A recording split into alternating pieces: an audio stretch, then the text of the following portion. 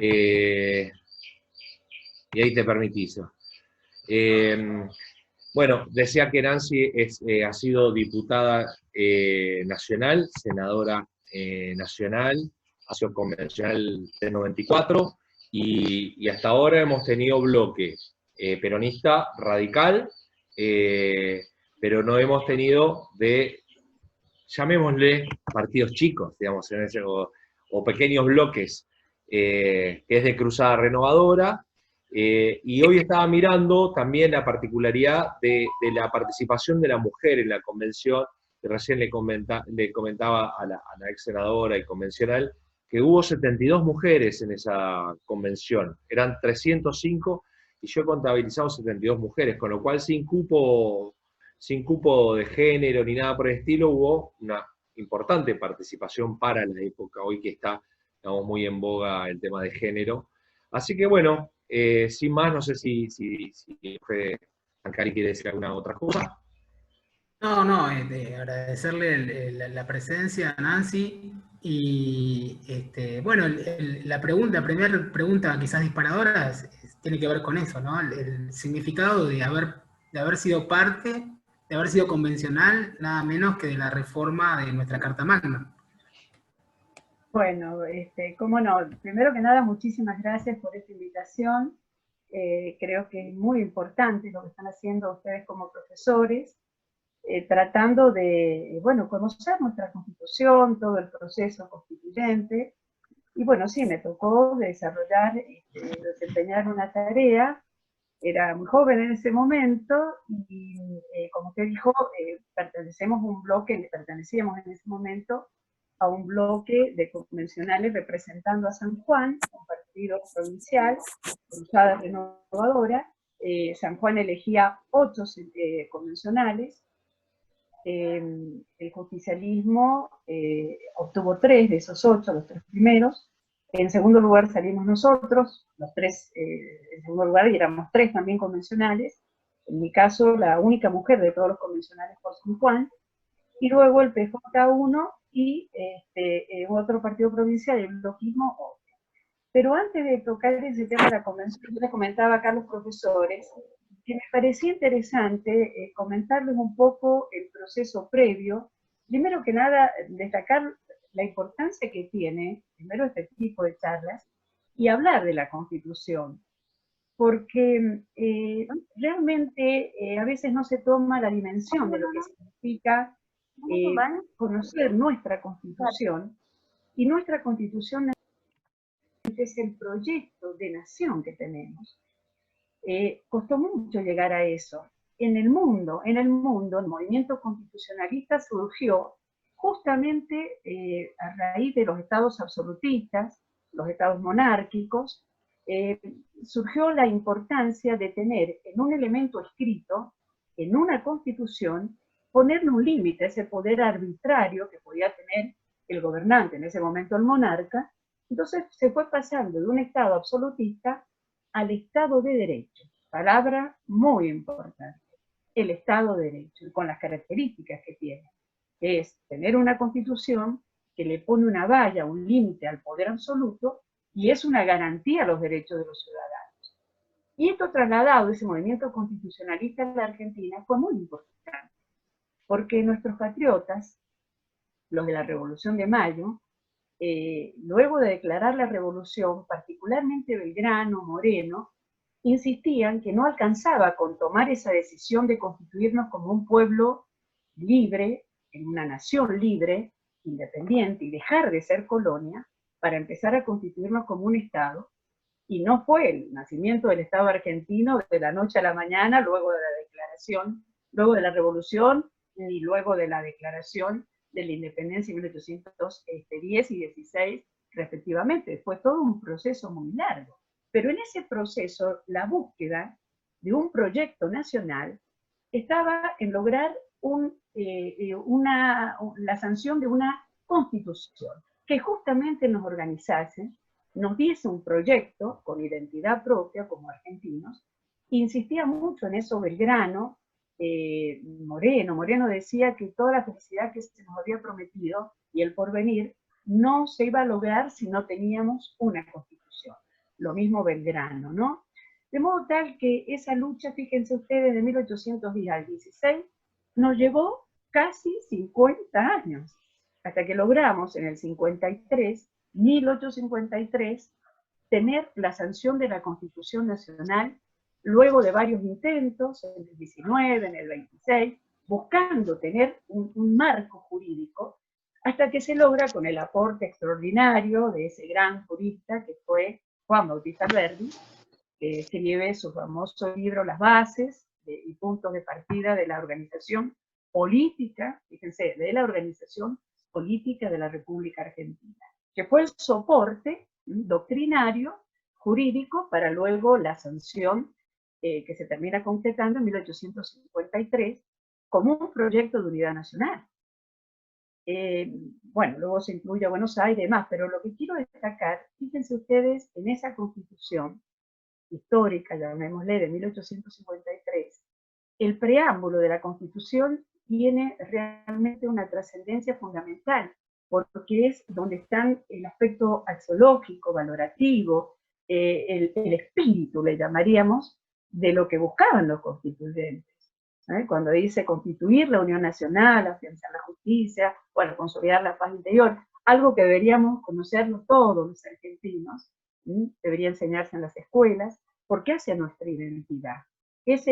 Hablar de la historia no significa conocer un hecho del pasado ajeno al presente, es todo lo contrario, es lo que nos permite entender el presente y conocer mejor el camino que debemos transitar hacia el futuro, ¿no? Bueno, entonces, hecha esta introducción, decía, bueno, logramos tener la Constitución Nacional, y luego vinieron varios intentos de reforma, ¿no es cierto?, parciales, distintas etapas, una modificación total o un reemplazo de Constitución, que fue la del 49, y así hemos ido transitando, a pesar, fíjense, de que Alberdi manifestaba que la mayor garantía que tenía de tener una Constitución y una solidez era justamente no modificar la Constitución, porque modificarla planteaba una situación de crisis, pero en definitiva la realidad mostró que se hicieron intentos de modificación, algunas veces se modificó, se suspendió, se sancionó una nueva en el 49, en 1949, que duró escasamente 6 años, y luego hubieron distintos proyectos de reformas parciales y totales, hasta que llegamos a lo que llamamos la década del 90 conocida, el gobierno del justicialismo, el presidente Menem, donde ya comienza a gestarse la idea de la posibilidad de una reforma constitucional. Digo esto porque hace a la etapa preconstituyente hasta que llegamos a la reforma. Se plantea la posibilidad, primero, de hacer un plebiscito, inclusive se mencionaba, plebiscitar la idea si el pueblo quería o no una reforma constitucional.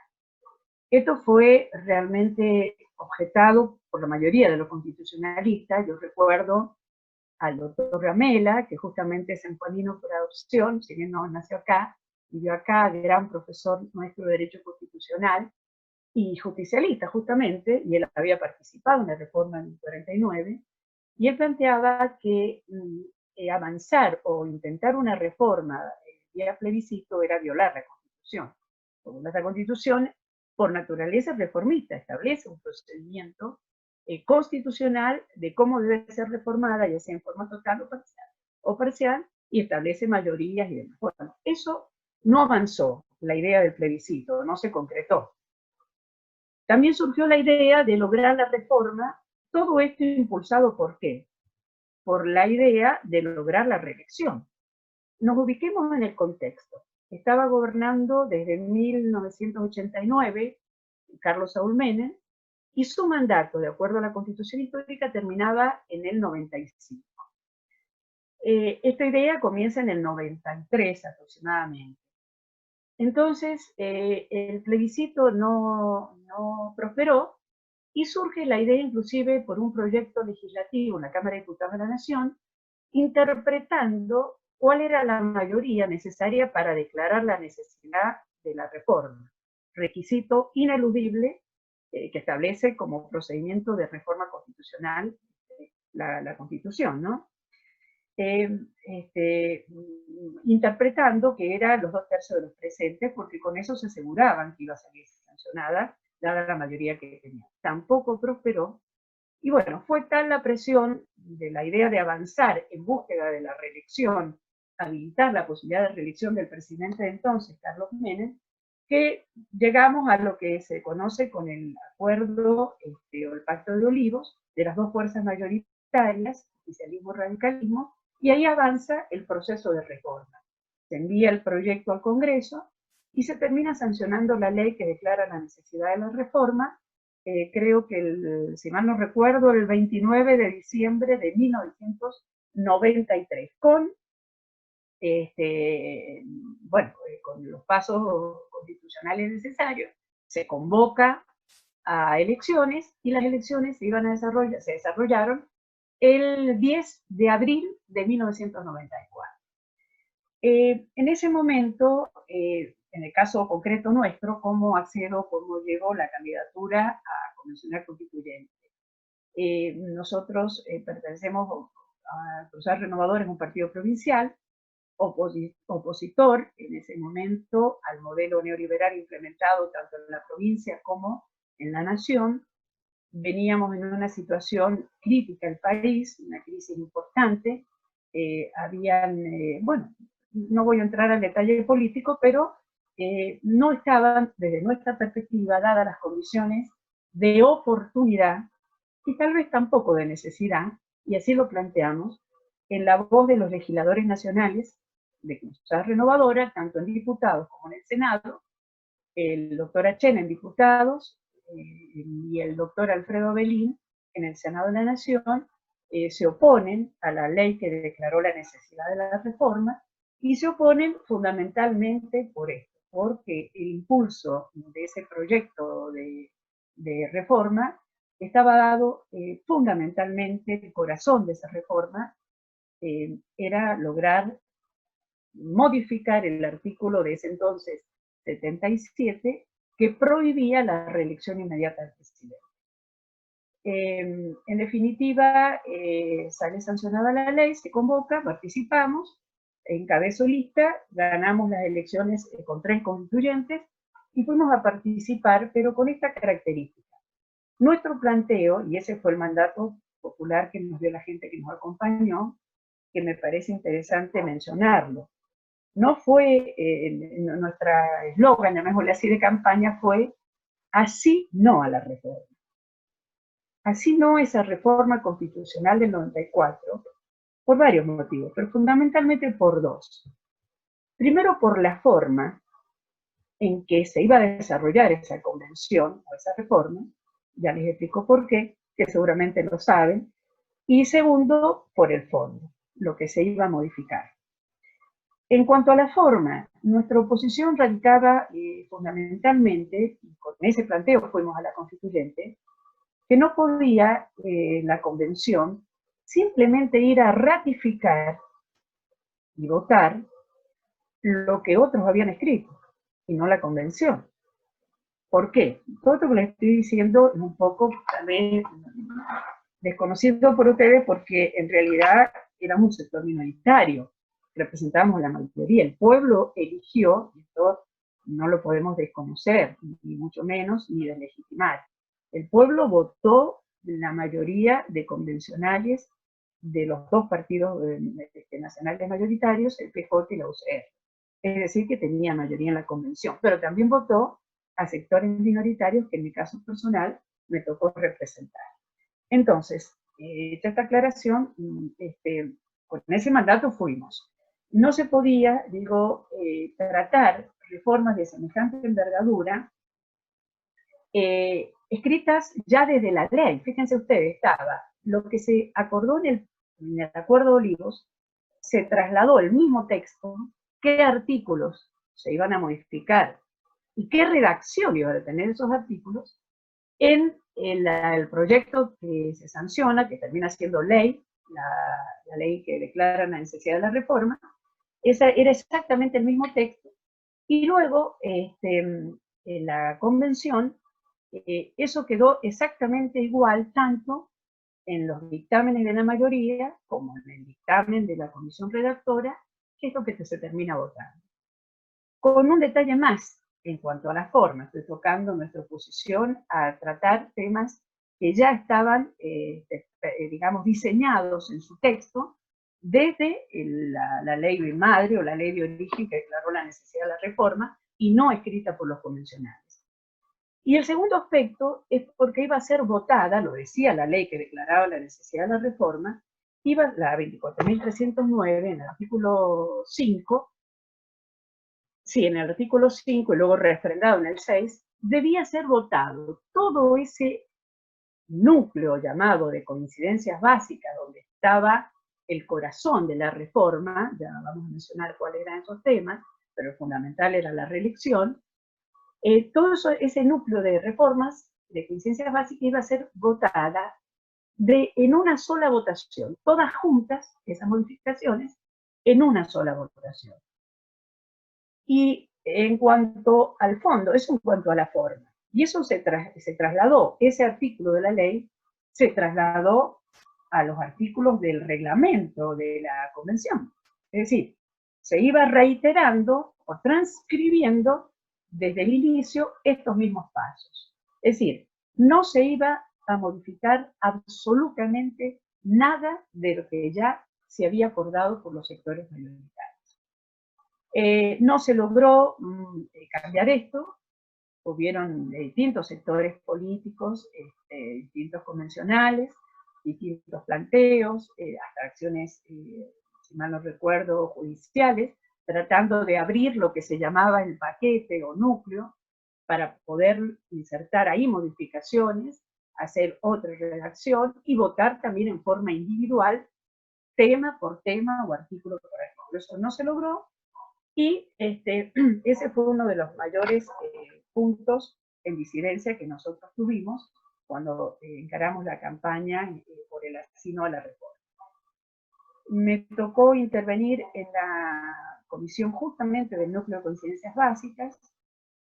A los otros convencionales de Cruzar Renovadores tuvieron otras comisiones, en la de coparticipación federal. Bueno, estuvimos en varias comisiones, pero justamente la del núcleo de coincidencias estuve yo.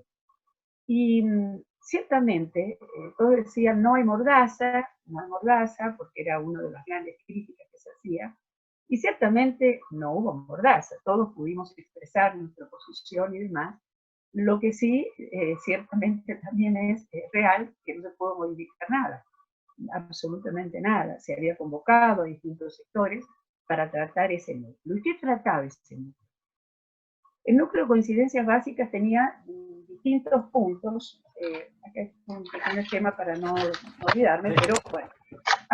Fundamentalmente, vamos a hablar del objetivo que perseguimos. Y la verdad que no tengo idea. Entonces me dicen, bueno, no podemos involucrar a alguien más que diga algo. Perdón, no sé si se escucha. Sí, perfecto. Lo que pasa es perdón. que había un micrófono abierto y lo cerré. No, perdón. Bueno, el núcleo de coincidencias básicas o la reforma, esto me parece que es la clave de todo para fundamentar por qué nos opusimos nosotros. El núcleo, fíjense, tenía el objetivo de la reforma, decía, se busca con esta reforma atenuar el presidencialismo. Primer objetivo. Segundo objetivo, fortalecer al poder legislativo. Y tercer objetivo era fortalecer el sistema federal que nuestra Constitución adopta desde el inicio, ¿no es cierto?, desde su artículo 1, establece esto. Nosotros sostuvimos desde el comienzo que, dada los contenidos y la forma en que se iba a tratar, se iba a lograr exactamente lo contrario. ¿Por qué? Porque ¿cómo se iba a lograr atenuar el hiperpresidencialismo y fortalecer el legislativo? Sí, con lo que se iba a legislar, o con lo que se terminó sancionando, que era habilitar la reelección del presidente por un mandato, acortar el periodo de 6 a 4, pero habilitar la reelección inmediata. La Constitución histórica establecía 6 años sin posibilidad de reelección inmediata. no significaba que estaba prohibido que luego de 6 años de oxigenación del sistema o un lapso, pudiera luego intentar ser reelecto, pero siempre con un intervalo de 6 años. Se modifica, la propuesta era modificar, y así salió, a 4 años y con posibilidad de reelección inmediata del Poder Ejecutivo. Si a esa reelección inmediata, además, se le da la posibilidad del presidente, que además lo iba a beneficiar al que estaba presidente en ejercicio, no era que iba a haber una abstención armando un sistema constitucional ajeno a quien estaba impulsando la Constitución. Iba a ser justamente aplicable a quien estaba convocando a esa Convención Constituyente, el Poder Ejecutivo gobernante de ese momento. Cosa que la mayoría de los constitucionalistas siempre plantean. La gran desgracia que ha tenido generalmente Latinoamérica ha sido que se han impulsado reformas constitucionales precisamente de quien estaba ejerciendo el poder y en beneficio personal, es decir, buscando la reelección. ¿Cuál era el argumento central que daba, me acuerdo del convencional Yoma, justamente cuando planteó este tema en la comisión del núcleo de coincidencias? Ellos decían que la reelección, en definitiva, habían acordado los dos partidos mayoritarios que en definitiva fuera la soberanía popular quien decidiera si iba a haber o no, si iban a reelegir o no por su gestión a quien estaba gobernando. Cosa que nosotros no compartimos, porque en realidad eso lo va a decidir, por supuesto, el pueblo. Esa es la democracia. El voto popular y la soberanía popular es el que va a elegir a sus representantes y sus gobernantes. Pero acá estábamos diseñando un sistema para los tiempos, no para un gobierno. Y nosotros estimamos que en este caso, si hay esa posibilidad de reelección inmediata, que está visto por la historia, sobre todo en Latinoamérica, no ha sido buena porque ha llevado a más presidencialismo, ha llevado a más concentración de poder, ha llevado a proyectos hegemónicos. Si a eso le sumábamos que se le otorgaba la posibilidad, que antes no tenía por Constitución, al Poder Ejecutivo, de dictar decretos de necesidad y urgencia, que existían. Los que fundaban el apoyo decían, bueno, pero si los decretos de necesidad y urgencia son una realidad, los constitucionalicemos. Y nosotros estamos planteando justamente, era una excepción, pero acá se lo constitucionaliza y, de acuerdo a cómo quedó redactado, simplemente se prohíbe en 4 materias o competencias que no puede dictar el Poder Ejecutivo decretos de necesidad y urgencia, que en materia penal, en materia tributaria, de partidos electorales y demás. Entonces, en definitiva, se le estaba dando más poderes al Poder Ejecutivo y supuestamente la reforma iba a atenuar el presidencialismo. Y decía la reforma que iban a fortalecer al poder legislativo, tendiendo a una nación más de tipo, una república más de tipo parlamentarista. Y resulta ser que se otorga la posibilidad por Constitución, y se reforma así, de delegar las facultades propias del Congreso, es decir, vaciándolo de competencia, la competencia específica, el rol específico del Congreso de legislar. Esa es una república. El concepto republicano significa división de poderes, donde cada uno cumple su rol. ¿Para qué? Para lograr realmente un equilibrio de pesos y contrapesos, el Ejecutivo administrando, el Legislativo legislando y controlando, y el Judicial interpretando la Constitución, justamente en el espíritu, en aquello que no se pueda tener, o que pueda haber un conflicto o violación de los derechos previstos en la Constitución. De modo tal que este equilibrio, a nuestro modo de ver, quedaba lesionado. El equilibrio republicano quedaba lesionado. Entonces, le decía, la atenuación del presidencialismo provocaba, de acuerdo a la reforma concreta implementada, provocaba exactamente lo contrario. Más concentración en el Poder Ejecutivo y dilución, o se van diluyendo las facultades propias del Congreso al habilitar o al legislar en la posibilidad de la delegación legislativa. De hecho, recuerdo que se mencionaron que en ese periodo justamente se habían dictado hasta diciembre del 93 más de 300 decretos de necesidad y urgencia, competencias propias del Congreso. Ese fue el argumento que ellos decían, bueno, ¿cómo existe que hay que constitucionalizarlo? Y nosotros pensamos exactamente lo contrario. Y el otro aspecto que se tocó es el tema del federalismo, con la elección directa del presidente, y la posibilidad de que el resto de las provincias más chicas, porque el electorado está el 66% del electorado está en 4 o 5 provincias las más grandes, en población me refiero, de la Argentina, lo cual, digamos, desvirtuaba el espíritu federal de la Constitución histórica. No podemos desconocer que, además de este núcleo de coincidencias básicas, existieron otros temas que son los temas habilitados, temas muy importantes y reformas muy interesantes para bien del país, ¿no? El tema de la inclusión de los tratados internacionales, los derechos humanos, eso es algo importante, el tema del medio ambiente. Bueno, no quisiera tocar todos los temas para dar tiempo a que ustedes hagan las preguntas que crean convenientes, ¿no? Pero, en definitiva, estos temas habilitados fueron debatidos. En esos temas sí se pudo trabajar con libertad de espíritu todos los convencionales, más allá del sector político al que representaban. Se fueron trabajando las distintas propuestas y se lograron muchos consensos en los temas habilitados. En el caso concreto nuestro, yo recuerdo que sí votamos a favor, así como votamos en contra el núcleo, porque fíjense esto, me olvidé decirle, el núcleo se modificó en una sola votación más de 44 normas constitucionales, entre artículos que eran suprimidos, inclusión de otros a las cláusulas transitorias, incisos que eran suprimidos, otros modificados, otros incluidos. En definitiva, 44 normas constitucionales se modificaron y no fueron votadas una por una. Fueron modificadas en una sola votación, porque ese era lo que se llamaba la cláusula cerrojo, que se votaban todas juntas las cláusulas constitucionales sin posibilidad de modificación de lo que ya estaba acordado por los partidos mayoritarios. En el núcleo fue así, pero en la parte de los temas habilitados no. Hubo participación, se pudieron incluir cosas.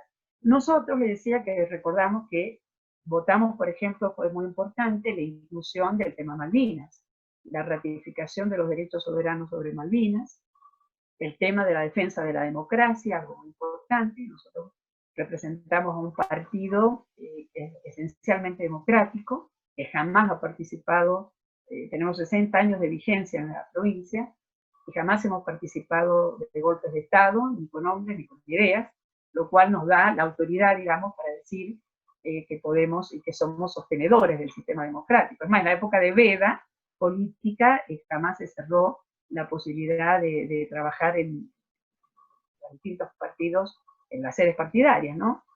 De modo tal que ese fue votado a favor. Y nosotros, como íbamos con ese así no a esa reforma, y por el contenido de esa reforma inspirada fundamentalmente por la reelección, planteamos que sí se debían reformar temas importantes a nuestro modo de ver, y que al final no se trataron. Uno quedó como una laguna y todavía no tenemos resolución a pesar de los años. El tema de la vacancia del vicepresidente. Es un tema que no está del todo resuelto. El tema de, pusimos también como proyecto el tema de la vida, el derecho a la protección, el derecho a la vida desde la concepción, con proyectos concretos. Si bien no salió, había muchos proyectos en ese sentido, y salió fundamentalmente, o se incluyó, digamos así, a través de los tratados internacionales de derechos humanos, con jerarquía constitucional, el 75 y 622, tanto la Convención de los Derechos del Niño como el Pacto de San José de Costa Rica, quedó involucrado este derecho. Bueno, esos fueron algunos de los puntos que acompañamos y votamos a favor, ¿no?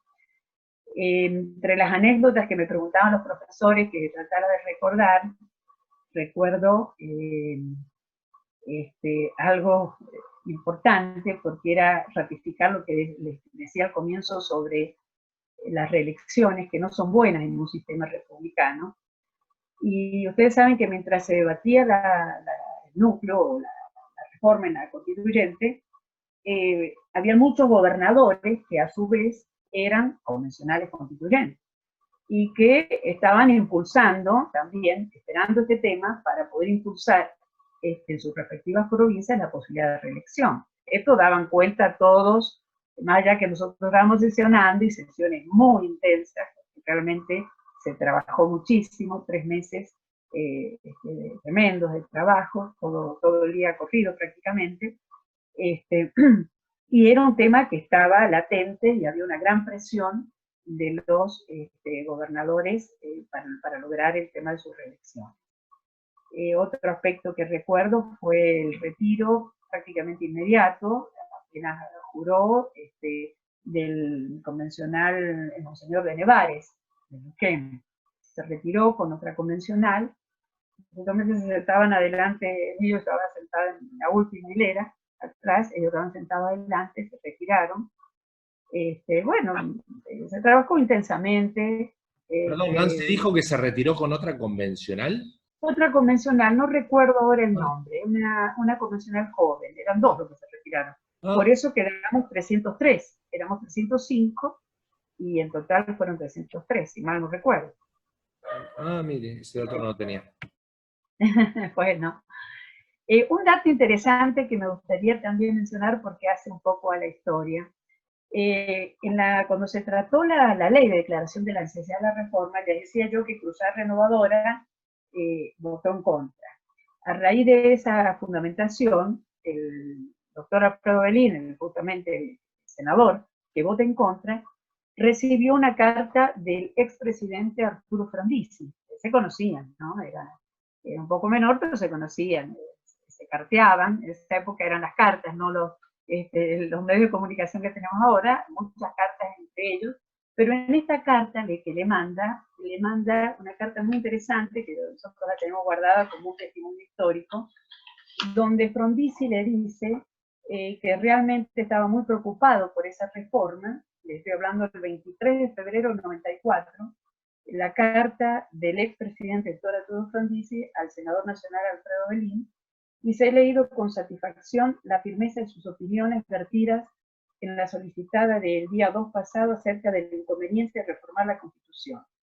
Coincido con usted que no se trata de una prioridad, puesto que existen otras cuestiones que requieren un tratamiento urgente, porque está en juego, en definitiva, el destino soberano de la nación argentina.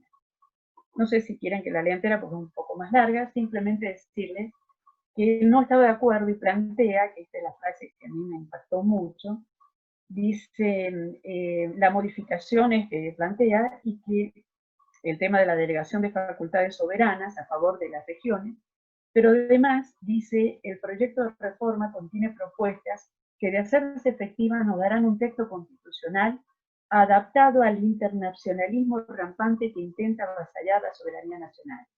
Esto creo que es el gran debate que hoy viven la mayoría de los países de lo que es la globalización o la incidencia más que de otros estados, de organismos internacionales y demás, en las soberanías nacionales, ¿no? Esta puja con respecto a la soberanía, y él lo va advirtiendo en esa carta.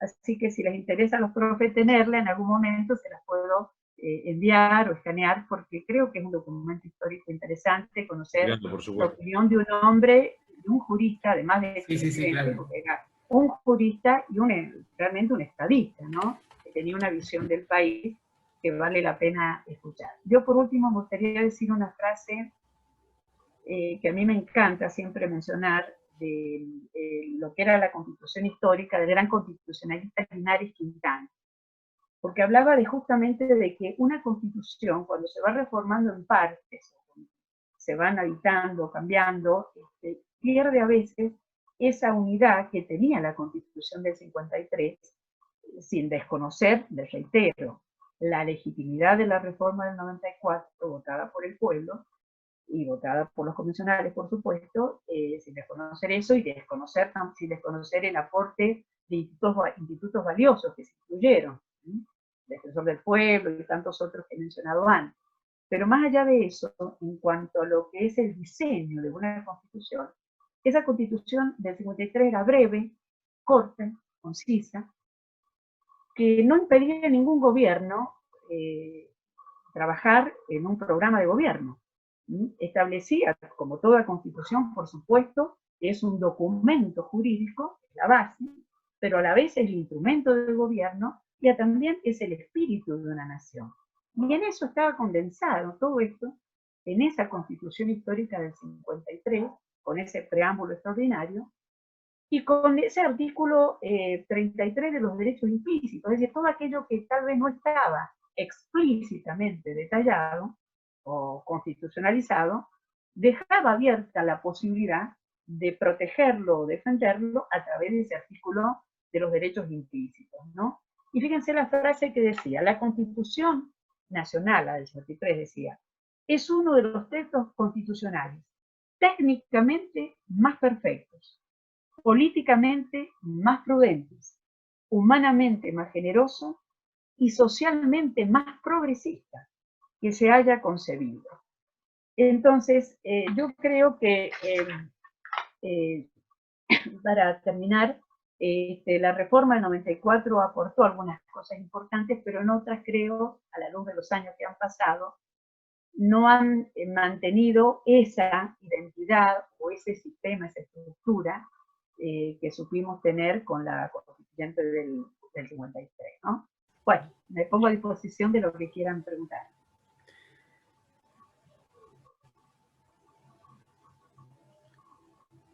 Gustavo. Sí, estoy acá. ¿Yo? Muchas gracias. Sí, hay varias preguntas. Va a arrancar el profesor Sí, Sebastián Zancari. Luego Y vamos puedo contestarlas. ¿Eh? Sí, es que puedo contestarlas. No importa, no importa. Hay algunas que, por supuesto. Y después va a abrir micrófono un profesor de la facultad que se llama Lucio Sánchez, que posiblemente lo conozca. Es un profesor titular de la universidad. Sebastián. Bueno, lo primero que quiero decir es que su claridad, se nota que es docente, ha explicado con una claridad En realidad soy meridiana. docente de vocación, no de... Sí, créame que se nota y mucho, realmente hemos aprendido mucho. Quería preguntarle dos cositas. Primero, el tema de la postura que tenía su bloque, y bueno, y su padre como principal referente, sobre el tema de la reelección en la provincia. Usted mencionó que fue un tema, y otros convencionales también nos han mencionado que fue un tema ríspido. Y después quería preguntarle que nos ayude a entender el uso de algunos conceptos que son centrales en la Constitución, pero que a mí me cuesta, por lo menos en mis clases, explicar qué quiere decir nación. Usted lo refirió recién. ¿Qué entendemos por nación y qué entendemos por pueblo, más allá del cuerpo electoral, ¿no? Que esta es una definición que ha dado la Corte en su momento? Quería saber si es algo que atravesó la Convención, o fueron términos que se dieron por supuesto, que todos entendemos lo que quiere decir. Bueno, primer punto, lo de la reelección. Nosotros, la Cruzada Renovadora, más allá que el fundador del partido, mi padre, como ustedes muy bien lo han dicho, el doctor Alfredo Avelín, fundó la Cruzada Renovadora con 31 años de edad. Había sido intendente antes de la capital, de la provincia de San Juan, y desde el Llano funda la Cruzada Renovadora como partido provincial, hoy con 60 años de vigencia en la provincia, y con posibilidad de constituirnos, si Dios quiere, prontamente en un partido nacional, porque se está trabajando en distintas provincias para hacer Cruzada Renovadora como partido nacional. En este punto que usted plantea de la reelección, hemos mantenido una coherencia absoluta siempre, al punto tal que, siendo gobernador, y primero, hemos defendido siempre el sistema democrático, jamás hemos participado de golpes de Estado, al contrario, hemos sido víctimas de un golpe de Estado en el año 2002, siendo gobernador el doctor Avelín, fue víctima de un golpe de Estado en pleno sistema democrático en San Juan, que la historia, los constitucionalistas, los investigadores algún día lo van a poder ratificar lo que yo sostengo y afirmo. Y lo digo porque fue la época de la crisis del país, la crisis más grave.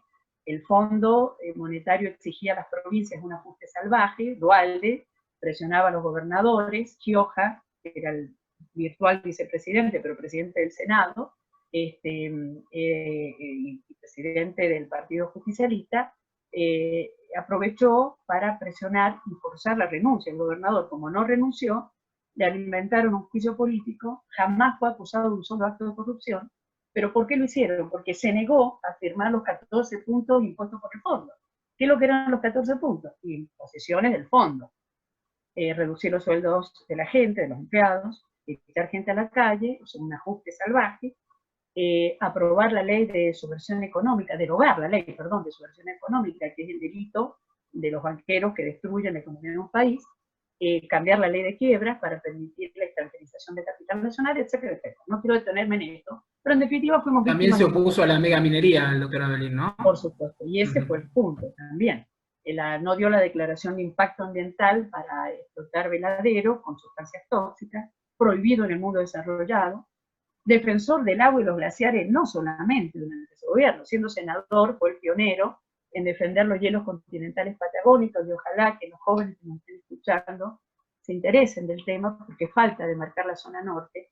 Ya se regaló 1057 kilómetros de la reserva de agua potable más importante, una de las más importantes del mundo y la más importante de Argentina, se entregó con las nacientes de nuestros ríos, agua de los glaciares, ¿no? Me estoy refiriendo a zona de Santa Cruz, 1057 kilómetros sin que hubiera existido jamás un conflicto. Fuimos defensor y pionero en la voz del entonces senador Avelin de este tema. Pero, en el tema, volviendo al tema de lo que usted me pregunta de la reelección, esta coherencia que hemos mantenido en contra de estas políticas de entrega, que hacen también a un sentido de nación, que ya voy a abordar, cuando siendo gobernador, planteó una reforma constitucional, envió un proyecto de reforma a la provincia. Pero ¿sabe cuál fue primero que planteaba una reforma política de verdad? Eliminación de la lista sábana, eliminación de los gastos reservados, una política de austeridad política, lo que hoy se reclama. Basta de políticos llenos de fortuna y la gente cada vez más pobre. Transparencia, un registro público del patrimonio de cada funcionario para que se conozca públicamente con qué ingresa y con qué sale de la función pública. Y todo esto no es declamación, lo practicó con su propia vida, se jubiló, habiendo sido gobernador, senador, intendente, diputado, se jubiló como médico, con 57 años de aporte, y esos son los valores que uno trata de sostener, ¿no es cierto? La política tiene que ser vocación de servicio, no de negocio.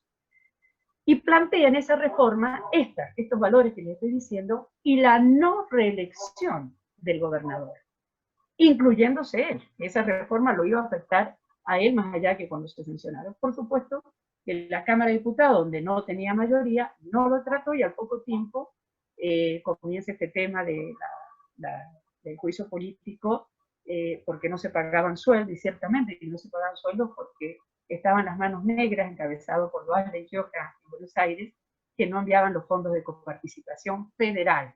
Tanto que se habla del federalismo, y es utilizada la coparticipación para impedir que los fondos lleguen a las respectivas provincias, que son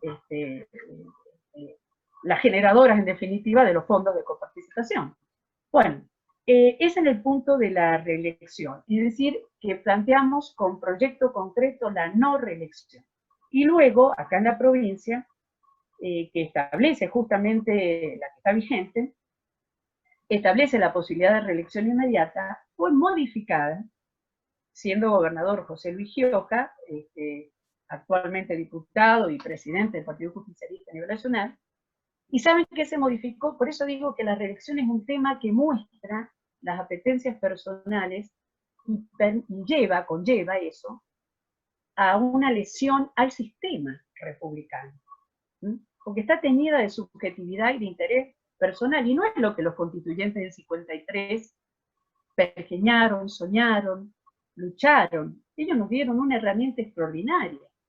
Ellos prohibían la reelección inmediata justamente para no engolosinarse con el poder, evitar los proyectos hegemónicos, Y bueno, acá en San Juan, a pesar de que la permitía la reelección, no contento con eso, modificaron, llamado enmienda constitucional, un solo artículo para permitir la reelección del entonces gobernador, que terminó siendo reelecto, ¿no? Pero en definitiva, esto yo creo que no es bueno un sistema republicano, más allá de los nombres de las personas. He mencionado los nombres para poder corporizar que se entienda lo que estoy explicando. Hoy en la Argentina tenemos muchas provincias que tienen reelecciones indefinidas. Y esto no es un sistema republicano. La república es no solo división de poderes, sino alternancia en el poder, porque es un resguardo a la oxigenación del sistema. Para eso está pensado. No es una elucubración teórica que no tiene consecuencia. Al contrario, fue pensado desde Montesquieu, por supuesto, y fíjense, en la Convención del 53 también se planteó este tema. Y la República fue la bandera fundamental de constituirnos como un Estado o una nación republicana. Y en esto va la segunda respuesta o pregunta que usted me hacía, profesor. La nación, yo creo que no se debatió en el concepto estricto de nación en la Convención. No se debatió, no se analizó eso. Más bien se debatió el concepto de Estado, que no es lo mismo. Y nosotros aspiramos, y creo que esa es la herencia y la tradición histórica constitucional que debemos tratar de resguardar y de inculcar a nuestra juventud, nuestro sentido de nación es nuestro sentido de pertenencia a una patria, al lugar que nos vio nacer, a nuestra identidad, a nuestra tradición, a todo lo que nos hace ser lo que somos como nación. Y esto tal vez no estuvo explícitamente colocado, ¿no? Más bien se diseñó el reparto de la estructura de poder. De hecho, lo que fundamentalmente se modificó de la Constitución fue la parte orgánica, ¿sí? Más allá de que se incluyeron nuevos derechos, pero se trabajó sobre la parte orgánica que fue apuntando a modificar lo que eran las estructuras de poder previstas en la segunda parte de la Constitución Nacional, ¿no? No sé si con esto doy respuesta a lo que usted me pregunta. Sí, muchas gracias. Muchísimas gracias. Profesor Lucio, no sé si está por ahí. Sí, estoy. Bueno. ¿Cómo te va? Mucho gusto. ¿Cómo le va? La voy a sacar un poco del tema de la Convención del 94, pero está relacionado con el tema porque usted, si yo no me equivoco, fue la única convencional por San Juan del sexo femenino, ¿o hubo otra convencional? No fui la única, éramos... Bueno, entonces, como los profesores invitan a muchos alumnos de distintos cursos, y hay algunos que no conocen demasiado las historias constitucionales, voy a empezar la pregunta con una pequeñísima introducción, que es: San Juan se separa del núcleo de Cuyo en marzo de 1820, en el año 1825 dicta la Carta de Mayo, que es un documento constitucional. En el año 1853 se dicta la Constitución de la Confederación Argentina, y antes de que se incorpore Buenos Aires a la Confederación, en el año 1856, la provincia de San Juan dicta su Constitución sanjuanina. En el año 1862, por primera vez en la historia, Domingo Faustino Sarmiento, siendo gobernador, permite a la mujer participar en las elecciones municipales. Es el antecedente más antiguo que existe en la República Argentina de la participación de la mujer en las elecciones municipales. Hay algunos que sostienen que eso no se puede tomar como antecedente porque ya en la época colonial la mujer votaba en las cuestiones relativas al riego y entonces no toman el antecedente sarmientino. Pero después hay un grupo de jóvenes sanjuaninos que se llama la generación de los regeneradores, que dan lugar a la Constitución sanjuanina de 1878, que concretamente en lo referente al régimen municipal habilita el voto femenino. Finalmente, para los chicos que no lo saben, la primera constitución en la República Argentina que permite el voto femenino es la Constitución sanjuanina de 1927 con Aldo Cantoni, Las Exacto. primeras elecciones en donde participan las mujeres es la del año 1828. En el programa de la Unión Cívica Radical Bloquista de San Juan elegía gobernador cada 3 años. Ya en 1823 y en 1826, el partido bloquista que se llamaba Unión Cívica Radical Bloquista había llevado el proyecto de reforma de la Constitución. Se hace en 1927, en 1928 la primera elección, y la primera diputada mujer que existe en toda América es Mara Costa, en el año 1934, que es diputada provincial sanjuanina. Es decir, que el voto de la mujer en San Juan es el más antiguo de la República Argentina, y el voto, digamos, y la primer diputada que existe es provincial, por supuesto, porque el voto nacional viene luego durante el gobierno de Perón para la elección del 52, es en Mara Costa, si no me equivoco, por el Partido Demócrata Nacional. En ese momento la había llevado Aldo Cantoni como defensora de menores y ausentes en su gobernación, es decir, que arranca en el Poder Judicial y se convierte luego en diputada provincial. Con esta la pregunta es, en una provincia que tiene un antecedente tan fuerte de participación femenina desde la época de Domingo Faustino Sarmiento, en una provincia que tuvo la primera diputada en toda América, mujer, en el año 1934, en una provincia donde es la primera provincia que permite la participación de la mujer en las elecciones con la Constitución sanjuanina de Cantoni en 1927. ¿Por qué?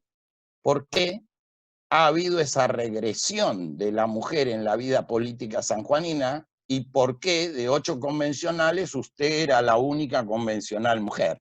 ¿O cuál es la explicación suya a esa cuestión?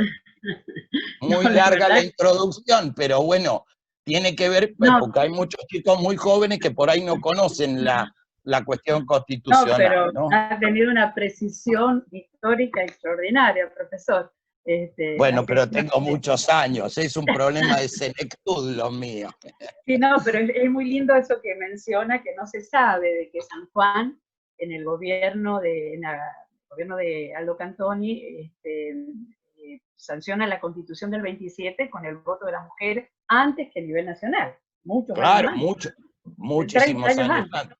Claro. Bueno, y bueno, ¿por qué pasa esto en San Juan? No lo sé, pero en el caso nuestro, la verdad que yo he tenido la posibilidad, y no por ley de cupo, sino he participado en cabeza de lista muchas veces, y nuestras listas siempre han llevado muchas mujeres. Hay participación política de la mujer. Que lleguemos o no, otra historia. Yo he participado siendo candidata a gobernador y no he llegado, ni me han votado prácticamente, pero les quiero decir que la participación de la mujer está. Ciertamente, ¿por qué en la convención constituyente no hubo más? La única convencional mujer fue mi caso. Yo era la cabeza de lista de la constituyente, de la convención, perdón, de cabeza de lista de la Cruzada Renovadora, y la única mujer representante de San Juan. Tal vez en el caso nuestro, en ese momento, le recuerdo lo que dije al comienzo, en San Juan todos los otros sectores estaban a favor de la reforma. El único partido que va a elecciones planteando el así no a esa reforma constitucional fue Cruzada Renovadora. Íbamos en ese momento también solos, sin frente, y bueno, hicimos una campaña muy corta porque fue muy poco tiempo, fue de que se convocó hasta abril, y bueno, ¿por qué no tenía participación en las listas el resto de las mujeres? El resto de los partidos, no lo sé. En el nuestro, la lista estaba integrada, cabeza de lista yo, 2 varones, y después creo que eran 3 mujeres más, así que había una amplia participación de la mujer. Y en la convención me entero ahora por el profesor Gustavo, que ha hecho el trabajo de investigación, que éramos muchas mujeres. Eran 72, me dice la convención. 72 de los 305. Claro, sí. Cosa que en ese momento no estaba ni la ley de cupo ni nada, sino que fue así. Bueno, hay algunas preguntas que tienen que ver con el federalismo, viniendo de una provincia cuya incidencia electoral es baja. Si usted considera que el federalismo fue atenuado o se aumentó el federalismo a partir de la reforma de la Constitución, y asociado a esto, a varios le preguntamos sobre este debate entre colegio electoral, que por supuesto trae dificultades. La elección de Estados Unidos vuelve a discutir el tema del colegio electoral, y la elección del voto directo del presidente. ¿Cuál era la posición que tuvieron ustedes en aquel momento? Y si considera que es viable o es posible, volver a un colegio electoral. Sí, tal vez un colegio electoral tal cual estuvo pensado, no. Habría que buscar la manera de evitar, digamos, los acuerdos políticos o el cambio del mandato que recibían los electores, evitar eso, para que realmente haya una verdadera representatividad y se elija realmente a quienes el pueblo votó como elector, y que ellos elijan a su vez al presidente, ¿verdad? Que haya realmente una transparencia y un cumplimiento del mandato. Eso era perfectible, pero ese camino se cerró. Ese camino directamente ni se analizó, estaba dentro del núcleo. O sea que se votaba a libro cerrado, todas las modificaciones, no hubo posibilidad de debatir, ni aportar nada, ni hacer, digamos, la posibilidad de un análisis de cuál sería el sistema mejor, que hasta el día de hoy está en discusión, ¿no es cierto? Como usted muy bien lo ha dicho, en Estados Unidos, después de ver esto que está pasando, también está en discusión. Pero en definitiva, la postre, el resultado final es que ha lesionado el federalismo. Eso en cuanto al presidente, porque termina haciendo campaña en las grandes provincias que tienen más del 60 y pico % del caudal electoral, en cantidad de electores, me refiero a los distritos provinciales, y definen una elección presidencial y dejan realmente sin la posibilidad de participación efectiva al resto de las provincias argentinas. Eso lesiona el federalismo. Y lo otro, el tema de la ley de coparticipación. Se sancionó una ley, se incluyó en la Constitución la posibilidad de que es un trámite bastante complejo, el convenio, ley de convenio. ¿Qué significa esto? Que deben acordarlo el presidente con los gobernadores, es decir, ejecutivos, provincial y nacional, luego sancionarlo el Congreso Nacional, y luego ratificar las provincias, las legislaturas provinciales. Es decir, un trámite bastante complejo, pero que hasta el día de hoy, después de ¿cuántos años llevamos? 26 sería de la Constitución. ¿26? Sí, no, más. ¿Cuántos años llevamos de la reforma del 94? Sí, 26 años de la reforma constitucional. Y aún no tenemos ley de coparticipación como ley convenio. Es más, tenemos el agravante, fíjese usted, de una ley nacional, que es la ley famosa de responsabilidad fiscal, que le quita recursos que son coparticipables de las provincias, se lo maneja el mayor caudal en esa distribución primaria, lo maneja la nación, y el resto, prácticamente migajas, se distribuye entre los 24 provincias argentinas. Esto es más que una lesión al federalismo, es un modelo netamente unitario, porque los recursos los distribuye y los maneja la nación por la actual ley vigente de responsabilidad fiscal. En ese momento tuve la oportunidad de ser senadora y la voté en contra precisamente por este punto, ¿no? Pregunto sobre el primer punto, que no me quedó claro, ¿cómo sería un sistema perfectible del colegio electoral? ¿Cómo es eso? Porque se elegía... No tengo la fórmula, pero sí se podría haber discutido. Algunos hablan del doble voto, no recuerdo bien cómo es el sistema, de que se duplique la posibilidad de voto a las provincias o colegios electorales provinciales que iban a sesionar en las respectivas provincias, no en la nación, de acuerdo a la cantidad de legisladores nacionales que se elige por un sistema de representación proporcional. Entonces, de alguna manera ahí hay una participación más equilibrada. Entonces, tomando ese criterio, se podría haber trasladado a la conformación del colegio electoral. No soy tampoco especialista en esto, y usted sabe que todo lo que es tema electoral no es fácil. Lo importante es tener en claro el objetivo. Uno de los puntos que yo me acuerdo que propuse en la reforma de la Constitución, hablando de los temas electorales, es que el voto fuera unívoco y personal. ¿Por qué? Porque ya se hablaba del tema de estas trampitas electorales que son la ley de lemas. que son las que le llaman recolectoras, es decir, que termina o puede llegar a terminar ganando, resultando electo a alguien que no tiene la mayor cantidad de votos individualmente, pero sí en la sumatoria. Esto es desvirtuar el verdadero espíritu de representatividad y de la verdadera soberanía popular. Entonces, yo creo, honestamente le digo, despojada de todo criterio político, que tenemos que tener, cuando se van a trabajar en lo que es temas institucionales, ya sea la reforma de la Constitución, un sistema electoral, estar despojado de todo subjetivismo y de todo interés personal o partidario para lograr el mejor sistema en aras de fortificar lo que significa una democracia, la soberanía popular, una república y demás. Porque de lo contrario, vemos todas estas falencias o estos abusos que se producen cuando se cambian leyes electorales, se cambia una constitución con una enmienda para la reelección, aunque digan que es por única vez, pero se comienza, a lo que decía Verdi, lo peor que puede pasar es ir haciendo este tipo de amputaciones que decía, que a veces son necesarias, pero siempre van a ser dolorosas y tremendas, y las consecuencias están. Entonces, un poco ese es el criterio que creo que debe animar a todo tipo de reforma de naturaleza institucional. Bien. Hay una pregunta, voy a unificar dos, porque van por el mismo lado de Axel y de Diego. Antes que nada, hay una coterránea que la estaba saludando, no sé si la vio, es de San Martín, la provincia de San Juan, que es Jessica Cabrera. Bueno. Bueno, un gran saludo. Así que, un gran saludo. Una docente extraordinaria, en zona rural. Bienvenida, Jessica.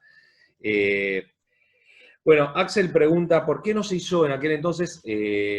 Se había planteado, por lo menos lo había planteado el presidente y el partido oficialista, hacer una consulta popular, y por qué no se termina realizando, y cuál era la posición de ustedes. Y Diego, al mismo tiempo, dice, si usted piensa que en una consulta popular la población está en condiciones de conocer lo que es una constitución o está a la altura de las circunstancias para votar en una consulta popular. Bueno, primero, la consulta popular no es el mecanismo que establece nuestra Constitución para reformarla. Nuestra Constitución dice claramente que tiene que ser una ley que declare la necesidad de la reforma, y la vota el Congreso, y en el Congreso están nuestros representantes, porque nosotros, por Constitución, no gobierna el pueblo, no delibera ni gobierna, sino a través de sus representantes. ¿Queda claro? Entonces, no existe una reforma, en este caso, a través de una consulta. Por eso dije al comienzo la posición del gran constitucionalista que venía del justicialismo, justamente, el doctor Ramela, Pablo Ramela, quien planteó, cuando salió esta idea del plebiscito, que fue la estrategia jurídica que ellos implementaron para instalar el tema de la reelección, y de la reforma, mejor dicho, él dijo que utilizar el plebiscito era violar la Constitución. La Constitución no establece el mecanismo de plebiscito para la reforma, establece el mecanismo de la declaración de la ley, por ley, de declarar la necesidad de la reforma. Y el otro punto que me preguntó era, perdón que me olvidé. Y pregunta Diego si la población está a la altura de las circunstancias de conocer la complejidad. Bueno, justamente, no es fácil hablar. Miren lo que estamos hablando ahora, gente que la mayoría de los que están escuchando están en la carrera de Derecho, somos abogados y demás, pero para el común de la gente hablar de la Constitución es una abstracción. Yo recuerdo que justamente fue el impedimento que tuvimos en la reforma, en la campaña del 94. Único partido que íbamos en contra. Así no pusimos. Es decir, sí, la reforma se debe reformar porque la propia Constitución establece cuando es necesario y cuando es oportuno. Y cuando el contenido de esa reforma le hace bien al país. ¿Cómo explicábamos todo esto? No era fácil, había que hacer docencia y en muy poco tiempo, porque recuerde que, le decía, la ley salió en diciembre, fin de diciembre del 93, y las elecciones eran el 10 de abril del 94. Hicimos campaña prácticamente un mes, el único partido opositor nosotros, y bueno, frente a todos los argumentos en pro o en favor, que lo que planteaban era que era darle un respaldo al gobierno, ese es el fundamento. Era convalidar la gestión porque era la reforma constitucional le iba a permitir ser reelecto. En esto me quiero detener un punto que tal vez no lo dije. Yo recuerdo que ellos hablaban de que era una proscripción, esa palabra utilizada el justicialismo, que si no se aprobaba o no se le permitía la reelección al presidente del momento, se lo estaba proscribiendo. Y nosotros sosteníamos, y ese fue el debate también adentro, en la comisión, no era una proscripción, era una prohibición. Lo mismo que le está prohibido al legislativo delegar sus facultades legislativas en el ejecutivo, porque el legislativo tiene que legislar y no delegar sus facultades. Hoy tenemos innumerables delegaciones legislativas en manos del Poder Ejecutivo. Entonces, ¿qué lleva eso? A mayor concentración de poder y menos control por parte del legislativo. Entonces, a eso me refiero cuando digo que se van desvirtuando las funciones. Entonces, no es fácil hablar de una reforma. Por eso, tal vez, esto no lo sé, deduzco, que nunca se planteó a través de plebiscitos el decidir una reforma, no, sino a través de una ley que declarase a nivel nacional. Hay provincias que sí establecen un mecanismo mixto, como en San Juan, que hablan de un plebiscito o de una consulta, y luego declarar la ley, o sea, es un proceso más complejo, pero sí le da una participación. Y claro, no es fácil explicar. Nosotros hicimos, me acuerdo, en la campaña, todo explicativa. Hicimos hasta unos esquemas mostrando qué es lo que era el paquete. ¿Se imaginan lo que es un paquete? No, era un término vulgar, pero se lo utilizaba para poder hacer docencia y decir, mire, esto está encerrado y este es el núcleo que no se va a poder cambiar, porque además se va a tener que votar, no se puede cambiar, y además se va a tener que votar en una sola votación, que era la cláusula cerrojo. Esos términos se usaban para tratar de explicar, pero coincido con la persona que preguntó, no es fácil transmitir un tema, porque creo que hay una falencia del sistema educativo. Algunos no temas se enseña... reciclan permanentemente. Acá en la provincia de Buenos Aires, en la gestión anterior, se impidió la reelección de los intendentes, por lo menos se permite una sola reelección, claro. Y ahora muchos intendentes están planteando lo mismo que está diciendo usted. Nos están proscribiendo. ¿Cómo puede ser que nos limiten las reelecciones? Eso es proscriptivo. Si la gente no quiere votar, ¿por qué le van a privar de ese privilegio? Sí. El argumento para sostener las reelecciones es ese, que no puede haber una proscripción, y el otro argumento es que en definitiva la soberanía popular es la que va a decidir.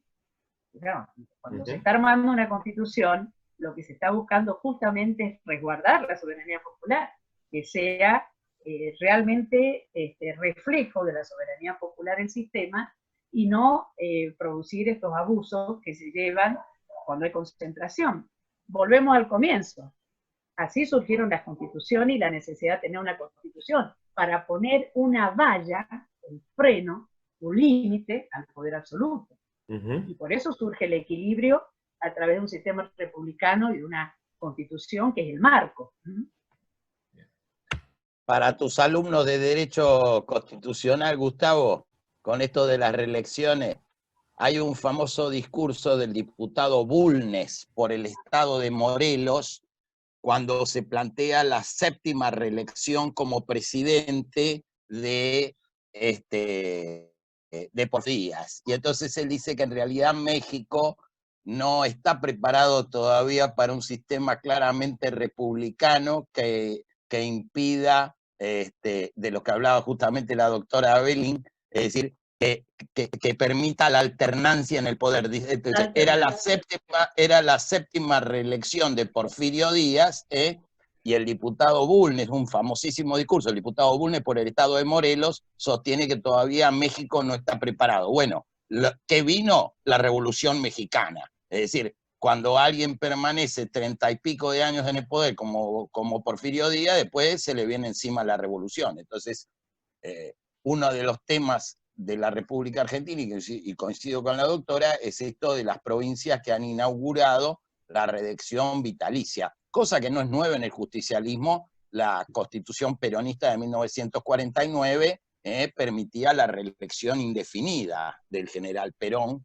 Y bueno, hay todo un debate en la convención sobre ese tema, Moisés Levenson, etc. Gracias. Así Sebastián. que ahí tenés. Todo esto Muchas muestra gracias. la importancia de que desde el sistema educativo realmente se conozca, como se daba antes, instrucción cívica, formación ética, he tenido distintos nombres, formación ética y ciudadana. Todo esto hace también a nuestra nacionalidad, lo que hablábamos, a nuestra nación, conocer esto, porque este es el marco y el proyecto de sociedad y de nación que hemos elegido. Entonces es importante que se conozca, ¿no? Que los jóvenes, los niños, conozcan. Hubo una etapa en la historia argentina donde sí realmente se conocía, no hacía falta ser abogado, conocían lo que eran los derechos establecidos en la Constitución y los deberes también, ¿no? Los dos aspectos que significan a una sociedad. Sí, yo quería preguntarle sobre el tema de los partidos políticos. Como usted bien dijo, la reforma constitucional lo que hace es institucionalizar a los partidos políticos, Sí. justamente como instituciones fundamentales de la democracia, y usted en este momento está en un proceso de nacionalización del partido político al que pertenece, y quería preguntarle si primero, supongo que usted ve como muy positiva esa incorporación constitucional, ese reconocimiento constitucional a los partidos políticos. Dos cuestiones.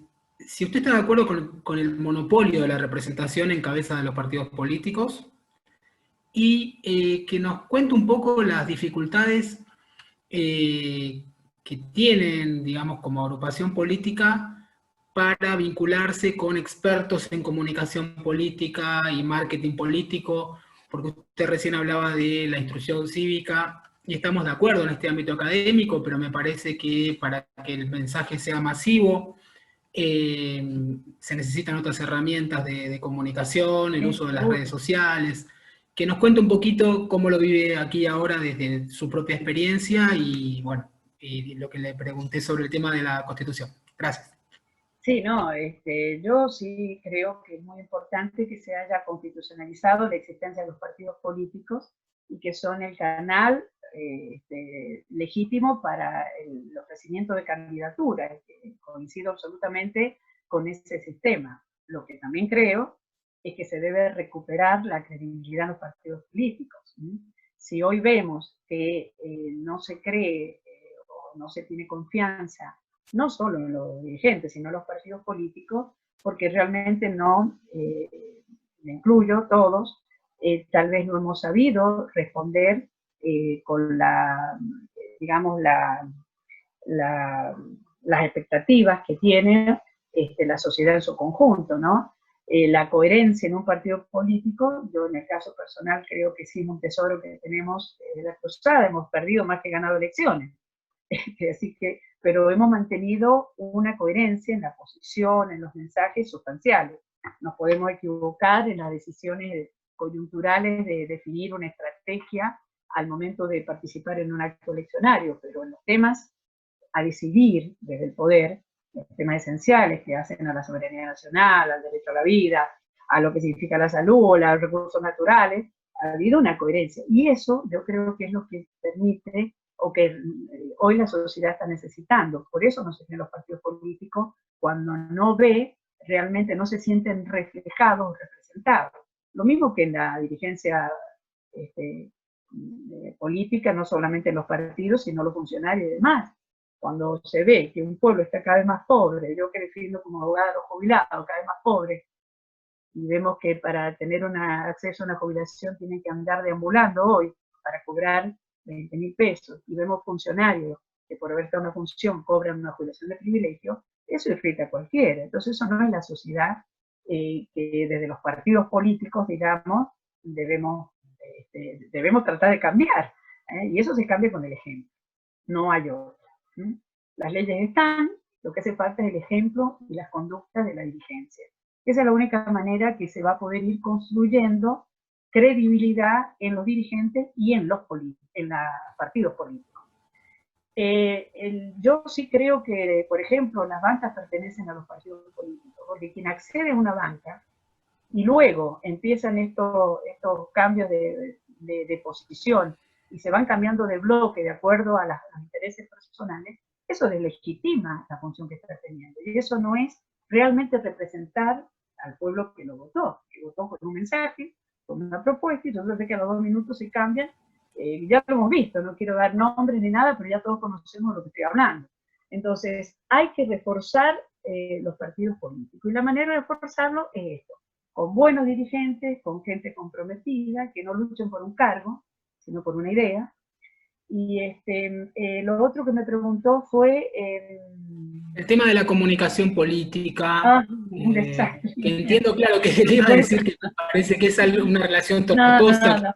No, cuesta mucho, no, y los partidos que no tenemos recursos, qué sé yo, no nos es fácil, es todo a pulmón y demás. Yo, cada vez que he hecho campaña, le reitero, he perdido más que he ganado elecciones, más allá que muchas veces le he ganado, por eso llegué a ser diputada, y bueno, los otros cargos que ha mencionado, senador y demás, pero también he perdido montones, siendo en otros cargos electivos, siempre me he, digamos, presentado a cargos electivos, ¿no? Y bueno, no es fácil porque cuando hay desde el poder sobre todo, se manejan los medios de comunicación, porque también vemos esto, que muchos dirigentes políticos son dueños de medios de comunicación, y en provincias chicas se nota mucho también. Entonces no se escucha la voz de todos los sectores. Un detalle interesantísimo de lo que usted dice de la comunicación, y esto es para bien de todas las provincias y todo el país. ¿Cómo puede ser que no hayan debates públicos de ideas? Por ejemplo, yo en las campañas que vengo participando de hace muchos años, yo no ocupo ninguna función pública desde hace 15 años que dejé el Senado. Pero he participado en todas las campañas que he podido o que he sido candidata, salvo en 1 o 2. Nunca hemos podido tener un debate de ideas. He instado que hagamos debates con los candidatos. El año pasado nos invitaron los jóvenes, que son los que más necesitan, porque es la manera de poder tener una formación y tomar una decisión libre al momento de votar. Si hoy votan a los 16 años, acá, por ejemplo, se ha cambiado el régimen electoral, ¿cómo es posible que no se les dé la explicación de lo que es cada uno y nos manejemos con eslogan vacíos de contenido? Es una cara, una foto, candidatos que dicen soy fulano de tal, tengo 4 hijos, tengo 2 hijos. Eso no interesa. Lo que interesa es qué es lo que quiere proponer o qué es lo que va a hacer. Y no lo vemos a eso. No hemos logrado un solo debate de ideas. Y eso es muy grave en una república, porque justamente uno de los elementos de la república es la publicidad, ¿no es cierto?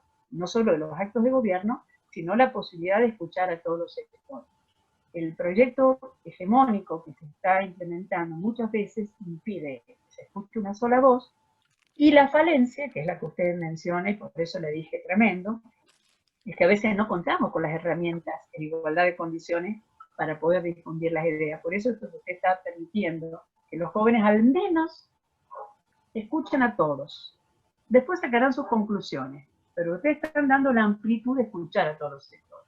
En este caso de la reforma, a todos los que estuvieron a favor, que fue el sector mayoritario, una minoría, muy minoría a nivel nacional, pero importante en la provincia, en contra, en oposición, y que escuchen ambos argumentos, y que puedan tomar su propio y discernir en libertad su propia posición al respecto. Pero esto, en el momento de decidir cargos políticos, no se da, no hay debate de ideas, lamentablemente. ¿Cómo en ese contexto que preguntó el profesor Sancari, Cruzada Renovadora logró resistir a la debacle de gran parte de partidos provinciales que fueron desapareciendo o perdiendo escenario político?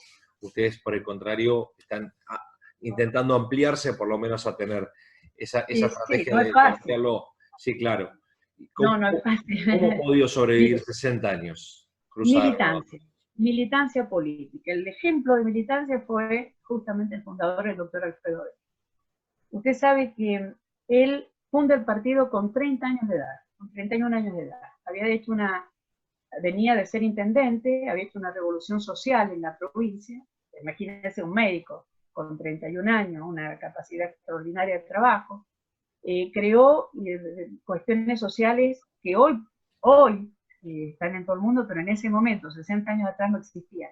¿Sabe qué creó? Por ejemplo, la farmacia municipal, que permitía el acceso al medicamento al costo, para que nadie pudiese estar privado de tener un medicamento.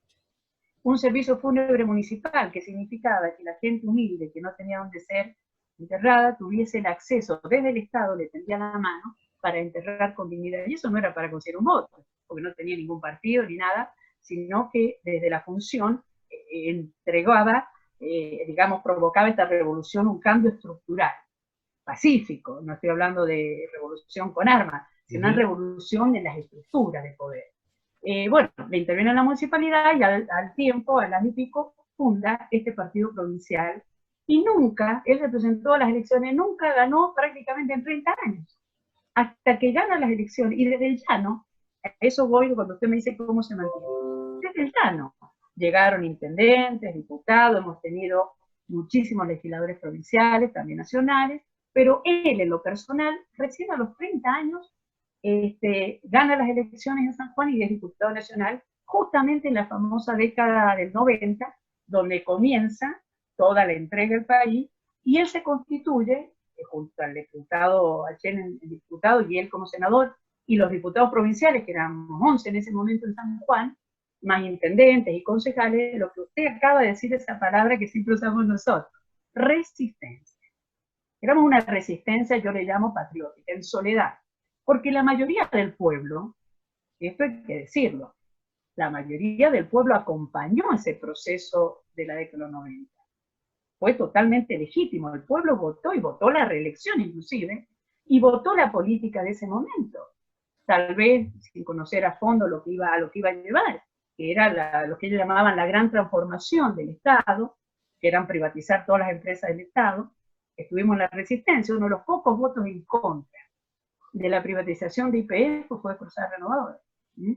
La entrega del sistema jubilatorio para crear el negocio de los bancos, de la AFJP, estuvimos en contra, todas las privatizaciones de ferrocarriles, aerolíneas, gas del Estado, fíjense todo lo que pasó, banco hipotecario, toda esa entrega del patrimonio nacional, estuvimos en la resistencia, yo le llamo patriótica, y en soledad, porque no era entendido nuestro mensaje.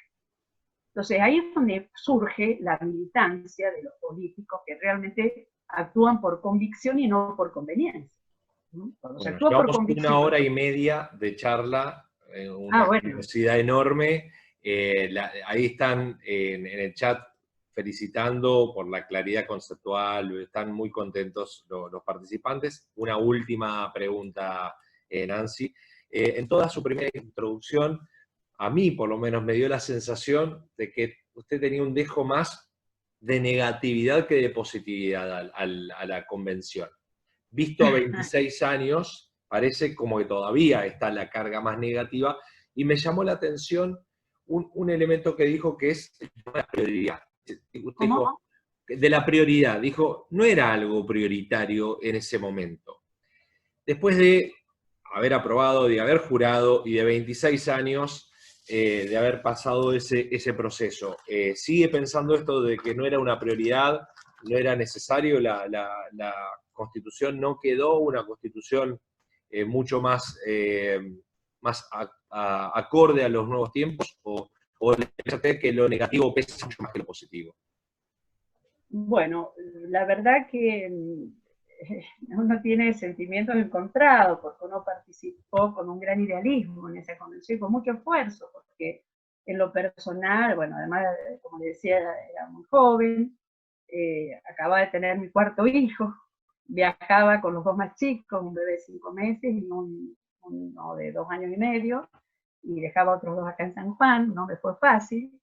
Fueron 3 meses intensísimos, viajando toda la semana, llegaba el fin de semana, estudiando muchísimo porque las sesiones eran tremendas, de la mañana hasta la noche. Iba con ese idealismo que le decía yo, de intentar introducir lo que uno pensaba, y bueno, tal vez la vehemencia de la juventud, tal vez uno pueda haber sido demasiado vehemente porque estamos muy jóvenes, se pueden haber ofendido algunos, me hicieron varias cuestiones de privilegio, de hecho. Bueno, el saldo final es que yo creo que, sigo insistiendo, no era necesaria y oportuna en ese momento. Era necesaria a quienes estaban en el poder, para ellos era necesario, pero no era necesario para el país. Sin perjuicio de que se incluyeron elementos importantes que, reitero, ya los mencioné. El tema de los tratados de derechos humanos, el tema de Malvinas, pero tampoco era sustancial, porque muchos de esos temas ya lo estaban interpretando, ya estaban en resguardo, digamos, en ese momento, a través del famoso artículo 33, inclusive los partidos políticos, que no estaban, pero tenían resguardo constitucional por el artículo 33, los derechos implícitos, una cláusula extraordinaria, más las interpretaciones jurisprudenciales, es decir, herramientas jurídicas teníamos. Sin perjuicio se incorporaron elementos importantes, muchos de los cuales podrían haber sido por ley, no lo descarto, pero bueno, pero es lo que hoy tenemos, hay que respetarla, hay que cumplirla, y hay que cumplirla realmente a conciencia, tratando de construir a futuro para el bien del país. Así que un poco sería eso lo que uno le queda como saldo.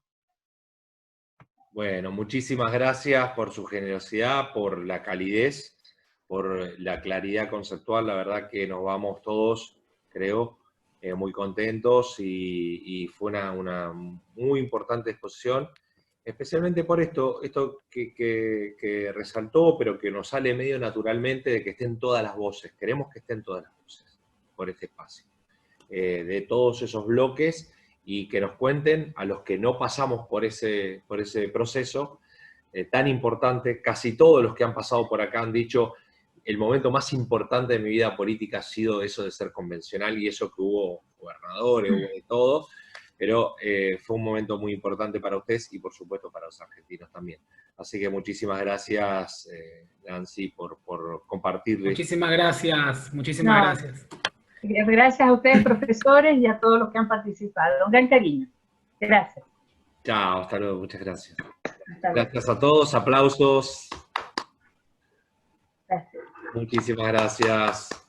Gracias a ustedes. Gracias.